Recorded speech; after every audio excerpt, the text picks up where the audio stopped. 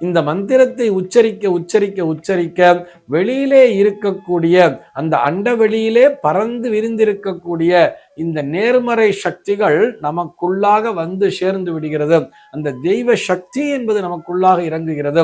அதன் மூலமாக நம்முடைய மனமும் செம்மையடைகிறது, ஆன்மமும் பலம் பெறுகிறது.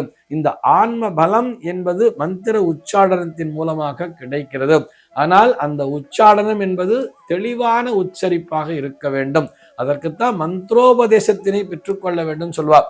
குரு மூலமாக, ஏதேனும் ஒரு குருவின் மூலமாக அந்த மந்திர உபதேசத்தை பெற்றுக்கொள்ள வேண்டும். அந்த மந்திர உபதேசமானது சரியான முறையிலே இருக்க வேண்டும், சரியான முத்திரையுடன் கூடியதாக இருக்க வேண்டும்.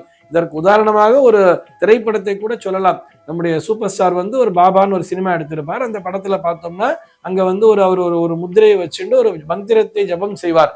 அந்த மந்திரம் என்னங்கிறத அந்த ஒரு சாமியார் ஏதோ ஒன்று கண்டுபிடிச்சு அவரும் அந்த மந்திரத்தை, அந்த முத்திரையை உபதேசித்து இந்த மந்திரத்தை எல்லாரும் சொல்லுங்கிற மாதிரி சொல்லியிருப்பார். ஆனால் திடீர்னு பார்த்தோம்னா அந்த கையில ஏதோ ஒரு எண்ணெய் மாதிரி பட்டு அவருடைய முத்திரையானது மாறிவிடும், உச்சரிப்பு மாறிவிடும். அதன் மூலமாக அவர்கள் எதிர்பார்த்த பலன் என்பது கிடைக்காமல் போய்விடும் அப்படிங்கிற மாதிரி சொல்லியிருப்பார். ஆக ஒவ்வொரு மந்திரமும் எப்படி அந்த மந்திரமானது இவர்களுடைய ஆன்ம பலத்தினை அது அதிகரிக்க செய்கிறது. அதன் மூலமாக நாம் நல்லபடியாக வாழ்கிறோம்.